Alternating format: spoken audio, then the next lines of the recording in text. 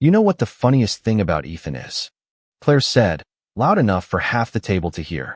He owns one decent suit, but he still wears those ridiculous work boots everywhere. The laughter came fast, polished, and effortless, the kind that belonged in a ballroom where every glass was crystal and every smile had been rehearsed. I looked down at my boots. Brown leather, scuffed across the toes, darkened near the seams from years of oil, rain, concrete dust, and factory floors. They looked exactly the way honest work was supposed to look. Across from me, Preston Hale leaned back in his chair and grinned. Come on, Claire. Give the man some credit. Maybe he thought this was a construction site. More laughter. Claire covered her mouth, but not before I saw the smile. That was the part one remembered later. Not Preston. Not the executives around us. Her. My wife. Laughing. I didn't defend myself. I didn't explain where the boots had been 6 hours earlier. I didn't tell them whose hands had drawn the first production schematics for the company whose annual dinner they were enjoying. I just rested one hand beside my water glass and let the noise fade on its own. Then the ballroom changed. Conversations softened near the entrance. Chairs shifted. A few executives straightened their jackets. Arthur Whitmore had arrived, chairman of Meridian Forge Technologies. 68 years old, silver-haired, respected enough that people stopped talking when he crossed a room. Claire immediately sat straighter. Preston adjusted his tie. Arthur moved past the chief financial officer, past 2 division presidents, past people who had spent their entire careers trying to earn 5 minutes of his attention. Then he saw me. He stopped. His eyes dropped to my boots. For a second, something almost like amusement crossed his face. Still wearing those things? He asked. Nobody laughed. I stood and shook his hand. Arthur held it a second longer than necessary, then turned toward the table. Ethan Mercer, he said, as if the name should have meant something to everyone there. It didn't. Not yet. His smile disappeared. Founder. Claire's face went still. Preston's glass stopped. Halfway to his mouth. The room seemed to lose every sound at once. Funny thing about silence. When enough powerful people suddenly understand they've made a mistake, silence can feel heavier than steel. 6 hours earlier, none of them would have recognized me. I had been 23 miles outside the city at Meridian Plant 4, standing under fluorescent lights with a maintenance supervisor named Luis Ramirez, while a conveyor line rattled hard enough to make a wrench creep across a steel workbench. Corporate reports called the vibration minor. Luis didn't. Neither did I. Started 3 weeks ago, he said. We sent it up twice. I crouched near the housing, running my fingers along a metal brace that had begun showing a thin stress line near one of the mounting points. No dramatic failure. No emergency. Just a small sign that something deserved attention before it became expensive. Or dangerous. Who signed the inspection? I asked. Luis hesitated. Operations. That answer bothered me more than the crack. I took out my phone and photographed the brace, the serial plate, and the maintenance log. My boots picked up a fresh layer of gray dust from the floor. Luis glanced at them and smiled. Those have some miles on them. More than my truck, I said. He laughed. That kind of laughter didn't bother me. There was no cruelty in it. Just one working man recognizing another. I had owned those boots for nearly 16 years. Resold twice. New laces more times than I could remember. Claire had tried to throw them away once. I pulled them out of the trash before collection day. She never understood why I kept them. Maybe I never explained it properly. Those boots had stood on wet concrete when Forge Line Automation had 4 employees, 1 leased warehouse, and barely enough cash to cover payroll. They had crossed factory floors at 2 in the morning when I was troubleshooting machines nobody else could make run. They had been under conference tables when bankers told me the company would never scale. They had been beside my father's hospital bed the week I finally understood that building something mattered less than remembering why you built it. Years later, Forge Line became part of something much larger.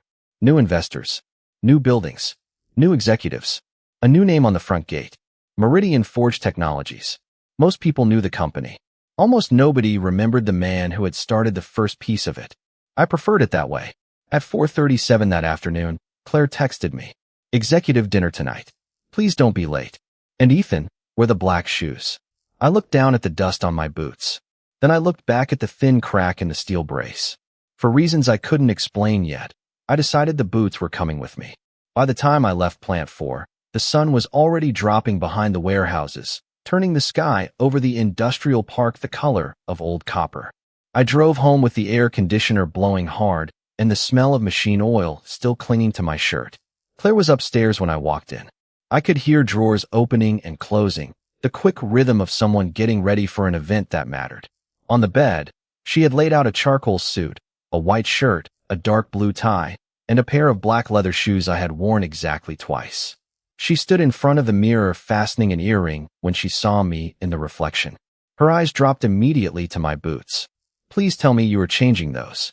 Her tone was light, but only on the surface. I set my keys on the dresser. "I am changing the shirt." Claire turned around. "Ethan, this is not a plant tour. It is the executive leadership dinner. Board members will be there. Division presidents. People from New York. People from Chicago." I looked at the shoes on the bed. "I know who will be there." She gave me the tight smile she had started using more often over the last few years. "Then help me out tonight." There had been a time when she would have laughed and said the boots were part of the package. Back when we first met, Claire worked in financial planning for a regional equipment supplier. She wore inexpensive heels, carried a canvas tote bag, and ordered the cheapest thing on the menu because we were both counting dollars. I was 31 then, still trying to keep Forge Line alive. Most evenings, I came home smelling like steel dust. And coffee. She used to sit on the kitchen counter while I talked through problems I could not solve at the warehouse. She never understood every technical detail, but she listened. That mattered. On our third date, I showed up 10 minutes late because a motor controller had failed. I apologized twice. Claire looked at my dirty boots and said, "At least I know you have a job." We laughed about that for years. Somewhere along the way, the joke stopped being funny to her. Her career climbed quickly after Meridian Forge expanded. First director, then vice president, then senior vice president of corporate strategy. New offices followed, new circles, new restaurants where the menus did not list prices. She learned how to enter a room and remember every important name before dessert. I was proud of her. I told her that often. What I did not notice at first was that she had begun measuring our life by different numbers, titles, zip codes, invitations, who sat closest to the chairman, who got invited upstairs after the quarterly meeting. The changes were small enough that I kept explaining them away. She replaced my old pickup before I thought it needed replacing. She stopped inviting some of our longtime friends to company events. She once asked me not to mention that I still spent time on factory floors because, as she put it, people might misunderstand what you actually do. That sentence stayed with me. Not because it was cruel, because I realized she was starting to misunderstand it too. I changed into the suit and tied the blue tie. Then I reached for the boots. Claire stared at me. "You are serious. They are clean enough." "That is not the point." I sat on the edge of the bed and tightened the laces. "Then what is the point?" She opened her mouth, then stopped. For a second, I thought she might say what both of us had been avoiding. Instead, she picked up her clutch and said, "I just want a night to go well." I stood and looked at myself in the mirror. The suit fit fine. The tie was straight. The boots looked exactly like what they were. Used. Maintained. Reliable. It will. The drive downtown took 40 minutes. Claire spent most of it answering messages. The city lights rose ahead of us, glass towers catching the last color of evening. When we pulled up to the hotel, a valet opened her door first. She stepped out, smooth and polished in a navy dress, already wearing the expression she used in boardrooms. I came around the front of the car, and she looked down one final time at my feet. "Just do me one favor tonight," she said quietly. "Do not make me explain you." I looked at her for a moment. I did not know I needed explaining. She turned toward the revolving doors before answering. Inside, the ballroom was already glowing with chandeliers, white tablecloths, and people who had perfected the art of smiling while evaluating one another. Claire saw 3 executives near the entrance and immediately changed pace.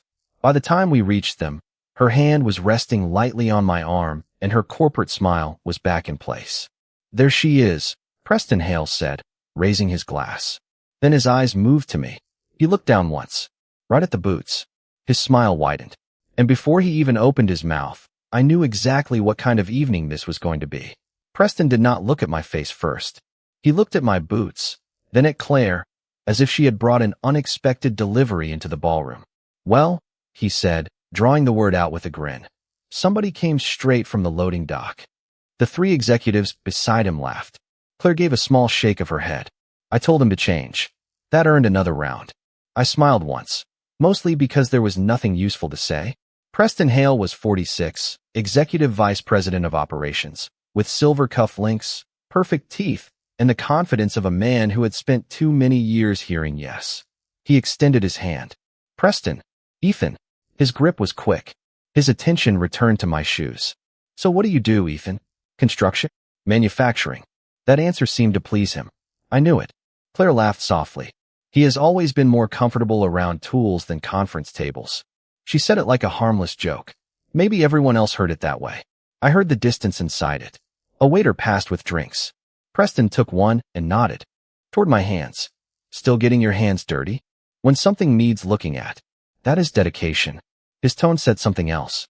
Claire touched his sleeve and changed the subject to quarterly expansion plans. Just like that, I disappeared from the conversation. I stood beside my wife while four people discussed Meridian Forge as if the company were an abstract machine made of forecasts, acquisition targets, and presentation slides. Nobody mentioned bearings. Nobody mentioned weld tolerances. Nobody mentioned the men and women who started shifts before sunrise and kept the equipment running when spreadsheets said everything was fine. I listened. I had learned a long time ago that people reveal more when they think you have nothing to contribute. Preston was talking about Plant 4. Performance is solid, he said. A few maintenance complaints, nothing material. My eyes settled on him. 6 hours earlier, I had photographed a stress line under one of his supposedly solid production lines. Nothing material? I asked. Preston turned toward me with polite surprise. Operational noise. Every plant has it. Sometimes noise tells you something. He smiled. That is the mechanic talking. Claire laughed again. That one landed differently. I did not feel anger. Anger is hot. What I felt was colder, quieter. Recognition. There are moments in a marriage when you hear a person differently than you did the day before. The words may be small, but something underneath them has changed. 22 years earlier, nobody laughed when I talked about machines because machines were almost all I had. Forge line automation began in a leased warehouse outside Milwaukee with 4 employees, 2 used workbenches, and a heating system that failed whenever the temperature dropped below 20 degrees. I was 26 and stupid enough to believe determination could substitute for money. Some weeks it nearly had to. We built control systems for small manufacturers that larger firms ignored. Packaging lines, food processing equipment, material handling systems. Nothing glamorous. Everything had to work. My first office was a plywood room overlooking the shop floor. When the phone rang, I answered it. When a sensor failed, I drove out. When payroll came due, I checked the account 3 times before sleeping. Claire had not known me then. We met years later, after Forgeline finally became stable enough that I could occasionally leave work before midnight. But she knew the stories. At least she used to. I once showed her the first purchase order we ever received. I had kept it folded inside an old metal toolbox. $12,800. At the time, it felt like 12 million. She held the paper carefully and said, "You built something from nothing." I remember how proud she sounded. That memory came back while she stood beneath a chandelier joking about my boots.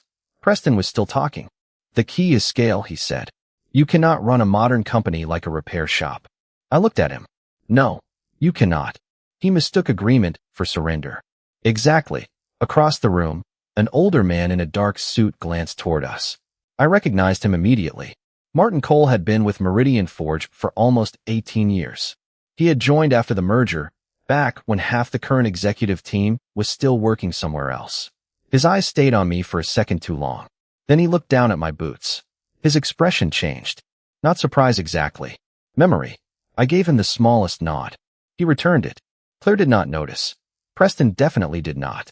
He raised his glass and said, "Come on, Ethan. We will find you a seat somewhere near people who speak your language." The executives laughed. Claire smiled and followed him toward the tables. I stayed where I was for 1 extra second, watching them walk away. Martin Cole was still staring from across the ballroom, and judging by his face, I was not going to remain anonymous much longer. Martin Cole did not approach me right away. He waited until dinner had started, until the first course was on the tables, and Preston was busy explaining a market forecast to anyone willing to listen. Then Martin passed behind my chair and rested 2 fingers against my shoulder for less than a second. "Good to see you, Ethan," he said quietly. "Been a long time." Claire looked up. You two know each other? Martin glanced at me before answering. From the old days. That was all he said. I appreciated him for it. Claire smiled politely, but I saw the question behind her eyes. She had heard that phrase before. The old days. People used it around me occasionally, usually men with gray hair who remembered Meridian Forge before the glass headquarters, before the international divisions, before executives needed assistance to schedule conversations with other executives. Claire knew I had worked in manufacturing. She knew I had sold a company years ago.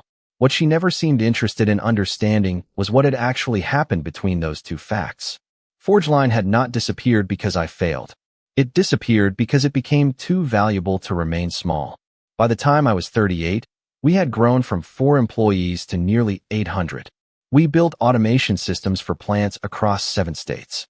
We had patents, contracts, and customers who used to ignore my calls suddenly asking when I could fly out for dinner. Growth sounds exciting when people describe it afterward. Living through it felt different.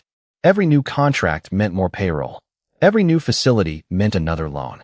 Every expansion created another place where a mistake could hurt people who trusted my name. I slept less. I traveled more. I stopped measuring weeks by weekends and started measuring them by production deadlines. Then my father got sick. He had spent most of his life working maintenance at a paper mill, and he understood machinery better than some engineers I had hired. When I was a kid, he used to tell me that a machine would always warn you before it quit if you paid attention. People were not much different. I had ignored my own warnings for years. The morning after one hospital visit, I sat alone in my truck outside Forgeline headquarters and realized I could not remember the last dinner I had eaten without checking my phone. 3 months later, Meridian Industrial Systems approached us about a merger. They had capital, distribution, and a management structure built for scale. We had technology they desperately needed. Their first proposal was simple. They wanted to buy everything. I said no. Their second proposal was larger. I said no again. Money was never the part one cared about most. Forgeline employed people whose mortgages, college funds, and retirements depended on decisions I made. I was not handing that responsibility to strangers just because the number on the page had more zeros. The agreement that finally worked was different. Forgeline and Meridian combined into a new organization. Meridian Forge Technologies. Our employees stayed. Our core engineering teams stayed. Most important, certain founder voting rights stayed with me.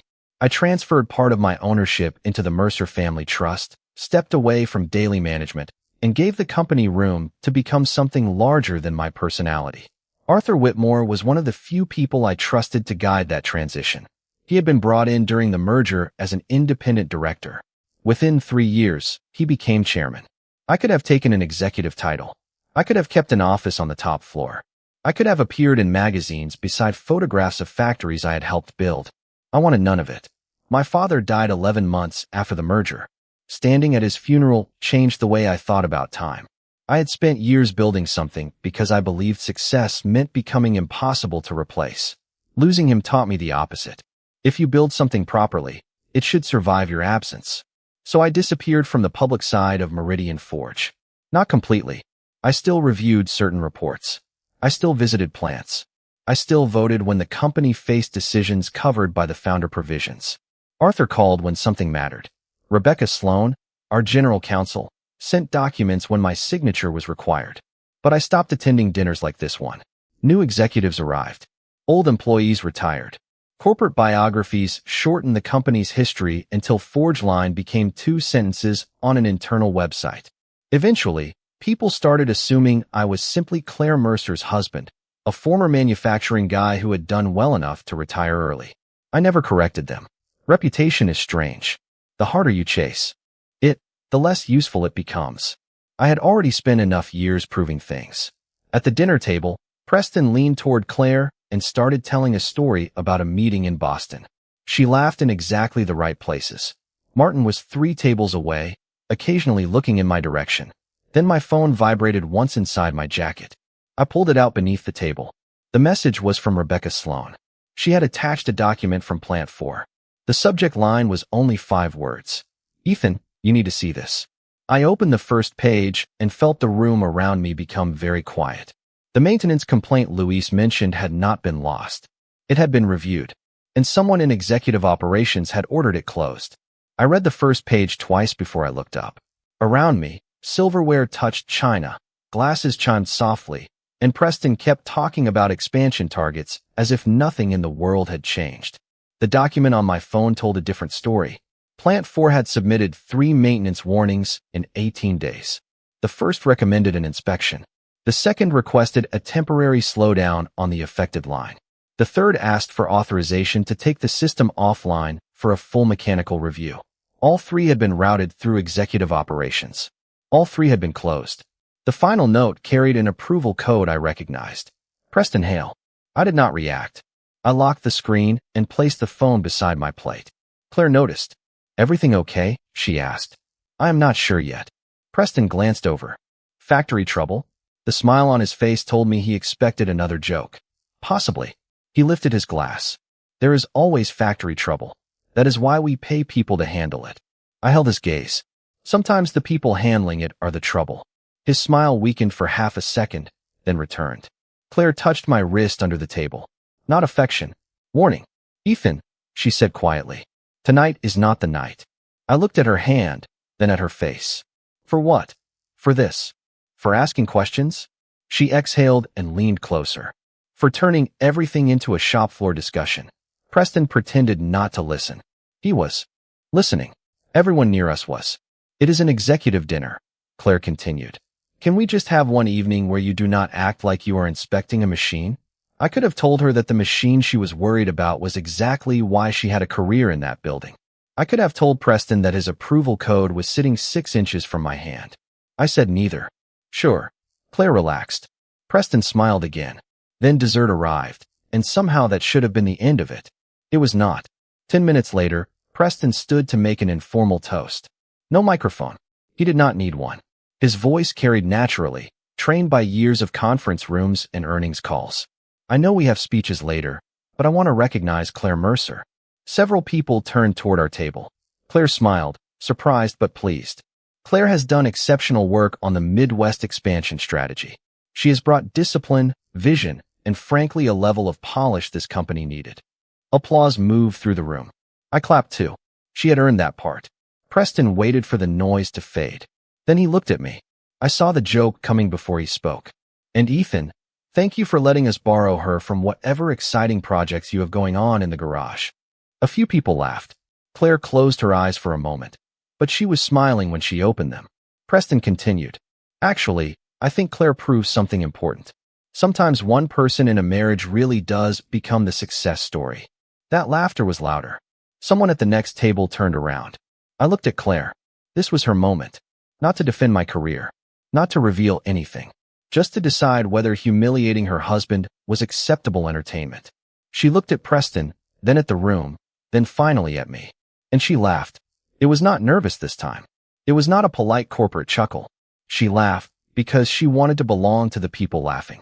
Something inside me settled. I had spent years wondering when our marriage had changed. Suddenly I knew. There was no dramatic sound. No anger. Just clarity. Preston raised his glass toward me. "No offense, Ethan." "None." "Taken." That seemed to disappoint him. He wanted discomfort. Maybe even an argument. Instead, I folded my napkin and placed it beside the plate. Claire studied me. "You are being strange."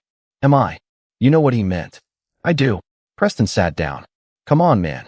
We are having fun." I looked at him. "Then let me ask you something." His smile returned. "Go ahead." Plant 4. Line 7. "When did you last walk it yourself?" The table quieted. Preston blinked. "What?" "You said the maintenance complaints were operational noise. I am asking when you last saw the equipment." Claire's expression tightened. Preston gave a short laugh. "I have people for that." I figured. "What exactly are you trying to prove?" "Nothing." I picked up my water. "Just curious." He leaned back. "This is what I mean, Claire. Your husband really cannot leave the workshop at home." Claire shook her head. "Trust me, I have tried." Another laugh. Then she added the sentence that ended any remaining doubt I had. "Sometimes I think I'm married below my level." Nobody spoke immediately. Even Preston looked surprised. Claire must have heard herself because her smile faded slightly. I set the glass down. "Is that what you think?" Her eyes moved away from mine. "Ethan, do not make this dramatic." I asked a simple question. She looked toward the stage. "Not here." Her refusal was an answer anyway. I nodded once. Then the ballroom doors opened. Conversations began shifting around the room. People stood. Arthur Whitmore had arrived. Preston straightened so quickly it was almost automatic. Claire adjusted her posture and whispered, "Chairman Whitmore." Arthur greeted two directors near the entrance, exchanged a few words with the chief financial officer, then started toward our side of the ballroom. Preston prepared his best smile. I expected Arthur to stop with him. He did not. He walked past Preston without breaking stride. Then his eyes found me. They dropped to my boots. A familiar smile appeared. "Still wearing those things?" he asked. I stood, still holding together. Arthur shook my hand. Then he looked around the table, at Preston, at Claire, and at every confused face watching us. "Ethan Mercer," he said. A pause. One word followed. "Founder." Nobody laughed. For several seconds, nobody moved.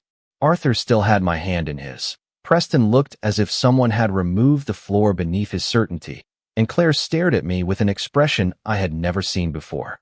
Not anger, not embarrassment, confusion. The kind that comes when a story you have believed for years suddenly stops making sense. "Founder," Preston repeated. Arthur released my hand and looked at him. "Forge line automation. Ethan started it 22 years ago. Meridian Forge would not exist in its current form without him." Preston opened his mouth, then closed it. Around us, conversations had begun to fade. People were listening now. Funny how quickly a room changes when status enters the conversation. 5 minutes earlier, my boots had been entertainment. Now nobody seemed interested in them. Claire stood slowly. "Ethan, can we talk?" Her voice was quieter than I had heard it all evening. Arthur looked at me, then at her. He understood immediately. I was going to steal him for a board conversation, but I can give you a few minutes. "Thank you," Claire said. I followed her through a side door into a carpeted hallway overlooking the hotel atrium. The ballroom noise softened behind us. Claire turned the moment the door closed. "What did he mean?" "You heard him. Do not do that." Her eyes searched mine. "Founder of what exactly?" "Forge Line. You told me you sold Forge Line." "I told you Forge Line merged with Meridian Industrial." "That was years ago." "Yes." She stared at me. "So why is Arthur calling you founder?" I leaned against the wall. "Because I founded the company that supplied the technology, patents, and manufacturing systems that made the merger possible. That does not make you founder of Meridian Forge. Legally, the merger agreement says otherwise. So does the company charter." Her face changed again. She was doing the math now. I could see it happening. "How much of this company do you own?" There it was. Not the first question I would have asked. Maybe years earlier, Claire would have asked why I never explained it. Now she asked for the number. Directly, not much. Through the Mercer Family Trust and Founder Class shares. Enough to matter. How much is enough? Certain votes cannot move without my approval. She took one step back. "You have voting control? On specific matters? Board appointments? Some. Major asset sales? Yes. Acquisitions? Depending on size." She stared through the glass railing toward the hotel lobby below. "I have worked at this company for 11 years. I know. I built my career here. I know that too. And you never thought to tell me this?" I felt something tighten in my chest, but my voice stayed level. "Claire, I told you about Forge Line when we were dating. I showed you the original warehouse. I told you about the merger. You came with me to the closing dinner. That is not the same thing as telling me you still have power here. You stopped asking about that part of my life a long time ago."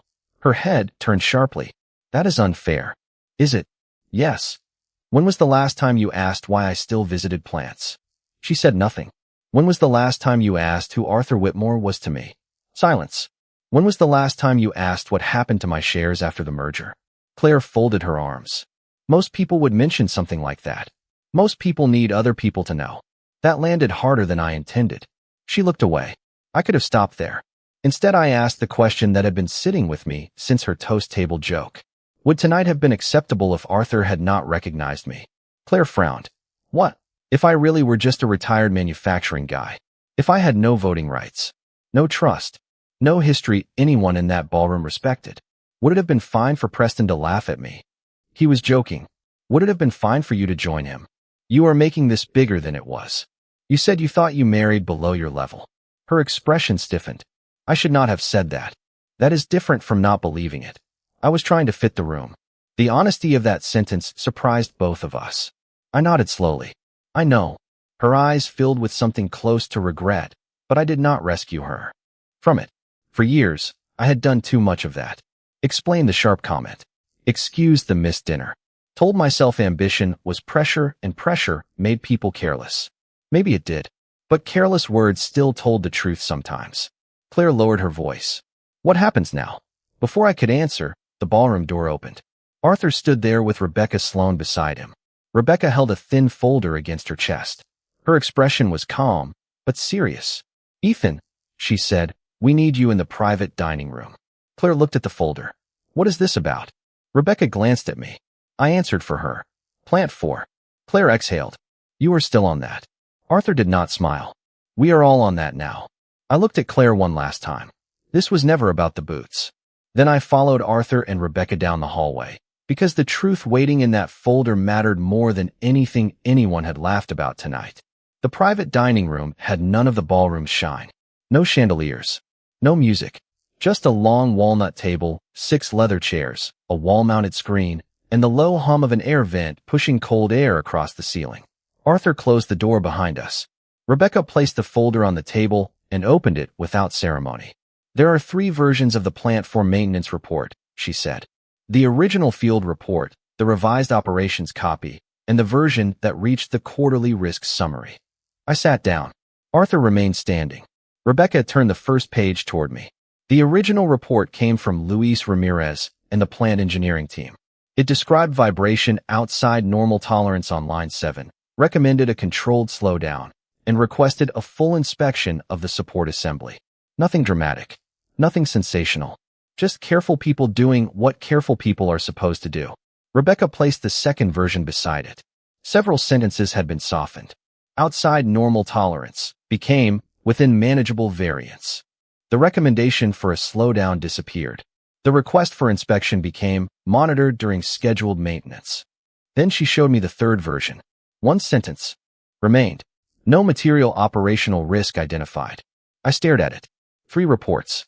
Same machine. 3 different realities. Who made the revisions? I asked. Rebecca slid over an internal routing log. The first edit came from regional operations. The final approval came through the executive operations office. Arthur finally sat down. Preston's office. I looked at the timestamp. 2 days before the quarterly performance review. What happened that week? I asked. Rebecca already knew why I was asking. The division was finalizing its performance metrics. Arthur folded his hands. A shutdown would have affected output, and output affected bonuses. Rebecca nodded. Executive incentive calculations were tied partly to quarterly operating margin and delivery targets. The room became very still. There are mistakes made because people are tired. Mistakes made because information arrives late. Mistakes made because complicated systems occasionally fail to communicate. Then there are decisions. Decisions leave fingerprints. Do we know Preston personally ordered the language changed? I asked. Not yet, Rebecca said. We know his approval credentials closed the escalation. We also know 2 plant managers raised concerns afterward. She opened another page. One of them was told the issue had been reviewed at the executive level and should not be resubmitted unless conditions materially worsened. Arthur's jaw tightened. That sentence bothers me. It should, I said. I thought about Luis standing beside that rattling line 6 hours earlier. He had not sounded angry. He had sounded tired. That was worse. People stop reporting problems when they learn nobody listens. My father used to say a machine warns you before it fails. He also taught me that workers do the same thing. They mention the noise. They point at the leak. They write the report. If management keeps looking away, eventually the warnings stop coming. Rebecca tapped the folder. There is more. She pulled up an email chain on the screen. Names appeared. Regional directors. Finance. Operations. Preston. One message asked whether a temporary slowdown could be deferred until after month-end shipment. Targets were met. Another warned that unscheduled downtime would complicate the division's quarterly presentation. No one wrote anything openly reckless. Corporate language rarely works that way. Nobody says ignore the problem. They say reassess urgency. Nobody says protect the bonus. They say preserve operational continuity. Soft words can carry hard consequences. Arthur looked at me. What do you want to do? Years earlier, that question would have made my pulse jump. Founder. Chairman. Authority. When you are young, power feels like getting to make the decision.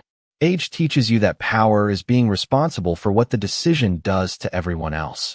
First, line 7 stops before the morning shift, I said. Rebecca nodded.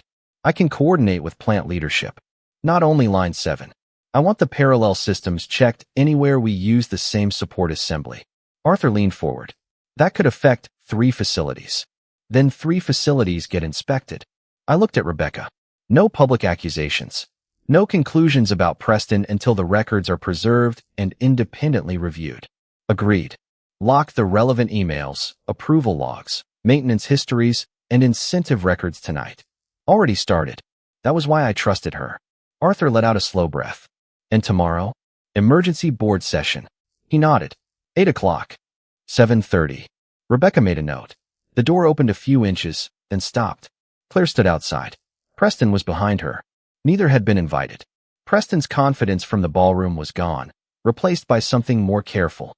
Arthur, he said, I heard there was concern about Plant 4. I would like to clear up any misunderstanding. Arthur looked at me, then back at Preston. There will be plenty of time for that in the morning. Preston's eyes moved to the documents on the table. For the first time all evening, he did not look at my boots. He looked at the approval log. And in that moment, I knew he recognized exactly what we had found. At 7:23 the next morning, the boardroom on the 32nd floor was already full. Nobody had coffee in hand. Nobody was checking a phone.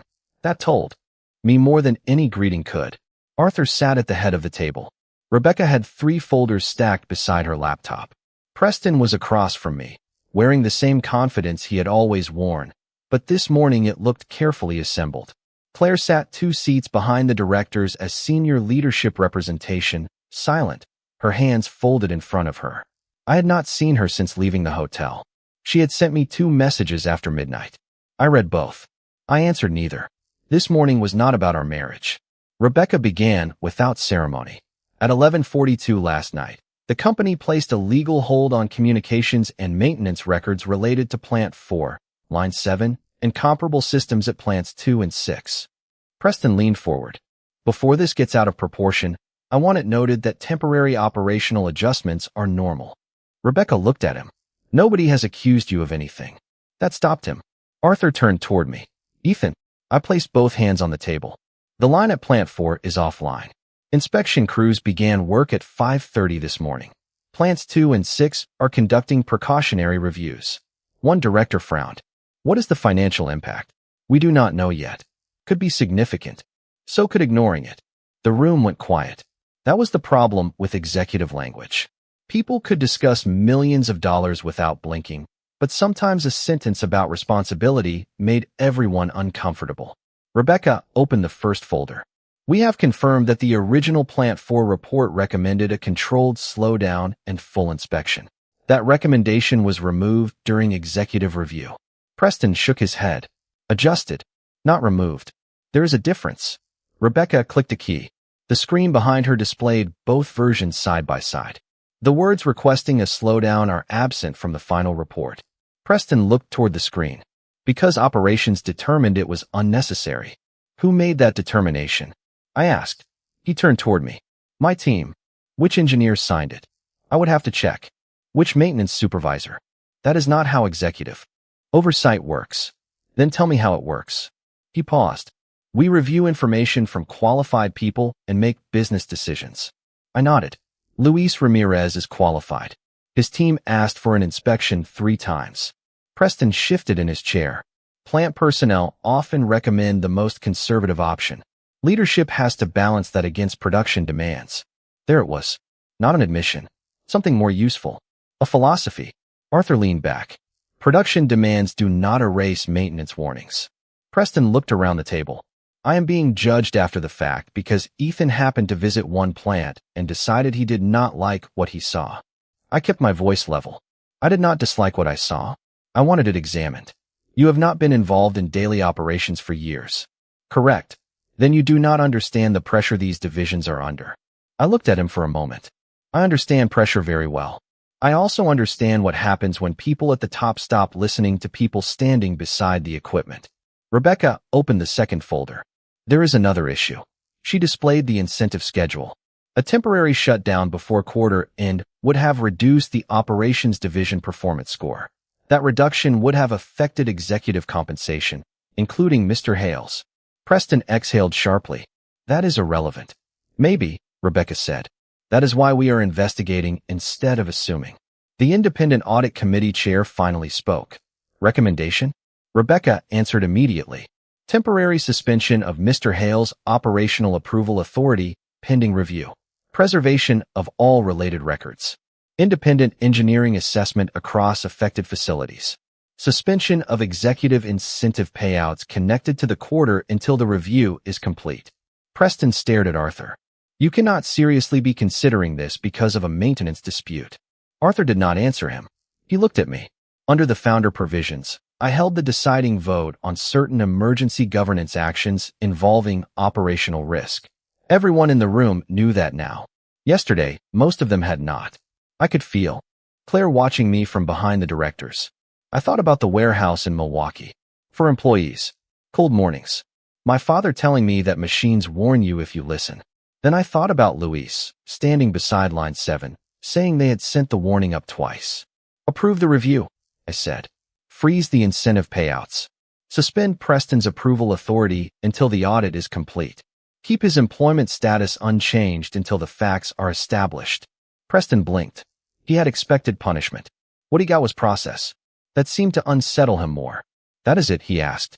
That is enough until we know the truth. Arthur called the vote. It passed. No speeches. No celebration. Just signatures, timestamps, and responsibility returning to places where it had been missing. When the meeting ended, directors filed out quietly. Preston stayed seated for a moment, staring at the folders. Then he stood and left without looking at me. Claire remained. The door closed behind the last director. She looked at the empty chair beside me and then at my boots under the table. You could have destroyed his career this morning, she said. No. I stood. He can do that himself if the evidence supports it. She looked at me differently then. Not because she had learned what I owned. Because she had finally seen how I used it. 3 weeks later, I was back at Plant 4 before sunrise. The parking lot lights were still on, throwing pale circles across the pavement, and the air had that cold, early morning smell of steel, coffee, and wet concrete. Line 7 had been inspected, repaired, tested, and cleared by an independent engineering team. Similar assemblies at Plants 2 and 6 had been replaced as a precaution. The final audit found that Preston had not fabricated the original maintenance reports himself, but he had approved a process that repeatedly downgraded plant concerns to protect quarterly targets. The board called it a serious failure of judgment and oversight. Preston resigned 2 days after the findings were presented. I did not celebrate. There was nothing satisfying about watching a capable man lose a career because he had forgotten what leadership was supposed to protect. The incentive payments were recalculated, several reporting procedures were rewritten, and every plant manager received direct authority to request an independent safety review without going through executive operations. Arthur called it a governance correction. Luis called it finally being heard. I preferred Luis's version. Claire and I had spent those same 3 weeks living in separate places. She stayed at the house. I moved into a small furnished apartment about 15 minutes from headquarters. Not because I wanted drama. I wanted quiet. For the first few nights, I kept waking before dawn out of habit, reaching toward the other side of a bed that was not ours. Marriage does not disappear when you change addresses. It follows you in small things. The second coffee mug you almost take from the cabinet. The restaurant you avoid because the hostess knows both your names. The silence after work when nobody asks how your day went, even if you had stopped giving each other honest answers years earlier. Claire called twice. The third time, I answered. We met at a diner we used to visit when we were first married, back when neither of us cared whether the tablecloth was linen because there were no tablecloths. She arrived before me. No executive dress. No polished event smile. Just jeans, a gray sweater, and a cup of coffee cooling between her hands. I owe you an apology, she said before I sat down. You do. She nodded. I appreciated that she did not argue. I keep replaying that night. I slid into the booth. So do I. I was embarrassed by things that should never have embarrassed me. Her fingers tightened around the mug. The truck. The factory visits. The way you dressed. Your friends from the old days. I told myself I was helping you fit into my world. It was my world too. She closed her eyes briefly. I know that now. I looked through the window at traffic moving along the avenue. That is not the part that matters. Then what does? I turned back to her. Suppose Arthur had never walked into that ballroom. Suppose I had really been exactly what Preston thought I was. A guy who spent his life repairing equipment and came to dinner in old boots. Would I have deserved less respect from you? Claire did not answer immediately. She did not need to. Tears gathered in her eyes, but she stayed composed. No, that is the answer I needed that night. I know. There was no villain sitting across from me. Just a woman I had loved for years who had slowly started confusing status with worth. Maybe I had made mistakes too. I had gone quiet instead of telling her how far apart we were becoming. Silence can protect a marriage from arguments for a while. It cannot protect it from distance. Claire asked if I thought we could fix things. I told her I did not know. That was the truth. We agreed to remain separated and stop pretending one conversation could repair years of small fractures. No promises. No punishment. Just honesty. When I reached Plant 4 that morning, Luis was waiting near line 7 with a paper cup in his hand. The equipment ran smoothly now, a steady mechanical rhythm where the old vibration had been. Sounds better, he said. It does. He looked down at my boots and smiled. Still got those things. I looked at the scuffed leather. Apparently, they are hard to get rid of. He laughed and headed toward the maintenance office. I walked alone along the yellow safety line, past machines carrying the Meridian Forge name. 22 years earlier, I had stood inside a freezing warehouse wondering whether 4 employees would get paid on Friday. Now thousands of people worked inside something that had grown far beyond me. That was the part nobody at the dinner understood. Being founder was never about having the most important title in the room. It was about remembering why the room existed.